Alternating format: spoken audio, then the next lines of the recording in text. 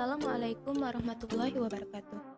Halo sahabat sehat, perkenalkan saya Amatullah Nabila, mahasiswa D4 Keperawatan Poltekkes Kemenkes Palembang. Pada video interaktif kali ini, saya akan menampilkan video tentang terapi aktivitas kelompok sosialisasi. Sahabat sehat penasaran?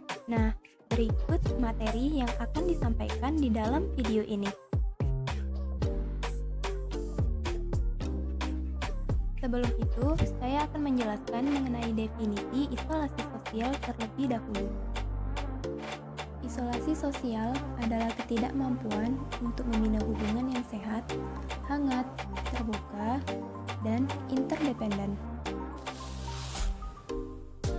Pasien yang mengalami isolasi sosial ini akan merasa dirinya ditolak, tidak diterima, dan kesepian. Untuk mengatasi hal ini, perawat melakukan terapi aktivitas kelompok sosialisasi sebagai upaya untuk memfasilitasi kemampuan sosialisasi pasien. Teman-teman pada bingung? Jadi gini maksudnya, terapi aktivitas kelompok sosial ini di mana aktivitas dijadikan sebagai terapi dan kelompok dijadikan sebagai target asuhan. Tujuan umum dilakukannya terapi ini yaitu untuk meningkatkan hubungan sosial pasien secara bertahap.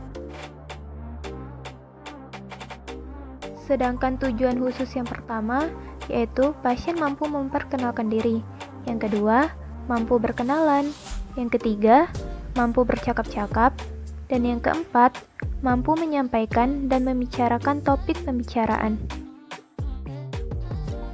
Yang kelima, pasien mampu menyampaikan dan membicarakan masalah pribadi. Yang keenam, mampu menyampaikan pendapat tentang terapi yang dilakukan. Adapun indikasi pasien yang melakukan terapi ini yaitu pasien yang telah mulai melakukan interaksi interpersonal, dan yang kedua, pasien yang mengalami kerusakan komunikasi verbal yang telah berespon terhadap stimulus. Selanjutnya, apa saja alat dan media yang akan kita gunakan? Yang pertama, laptop. Yang kedua, speaker dan MP3. Yang ketiga, jadwal kegiatan harian. Yang keempat, bola tenis. Dan yang kelima, buku dan pena.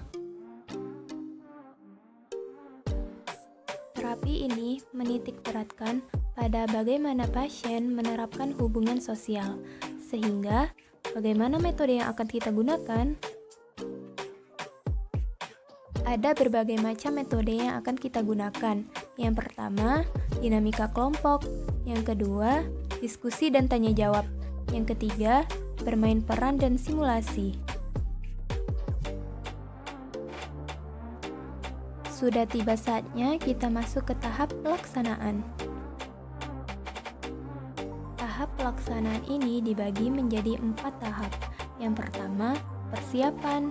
Yang kedua, orientasi. Yang ketiga, kerja. Dan yang terakhir, terminasi.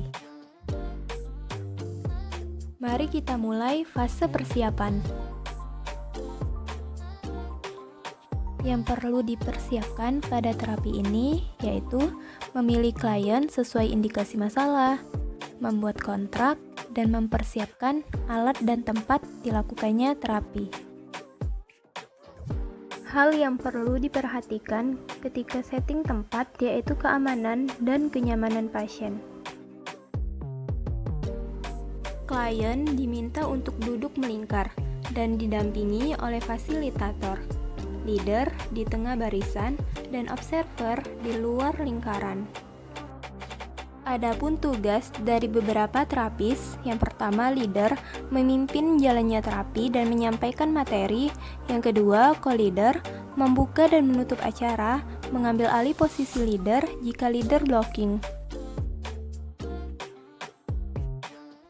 Selanjutnya, ada fasilitator, memberikan simulasi dan motivator, dan yang terakhir, observer mencatat dan mengamati respon klien.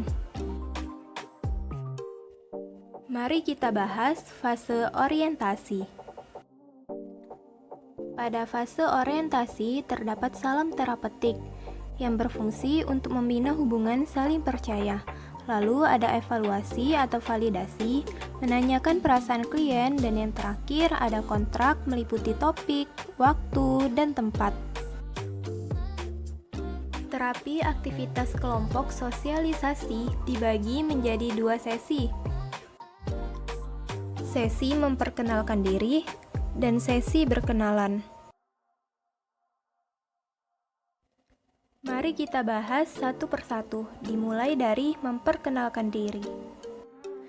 Pada fase kerja sesi 1, musik akan dihidupkan, bola tenis akan diedarkan, kemudian musik akan dimatikan kembali. Klien yang memegang bola tenis terakhir akan memperkenalkan diri. Perkenalan diri ini meliputi salam, nama lengkap, nama panggilan, hobi, dan asal. Sekarang, mari kita bahas sesi kedua, yaitu berkenalan. Pada sesi kedua, klien diminta untuk memperkenalkan orang di samping kanannya dan berkenalan kembali. Jangan lupa beri pujian pada klien. Apa saja yang akan kita lakukan di fase terminasi ini? Yang pertama, ada evaluasi respon klien. Yang kedua, rencana tindak lanjut.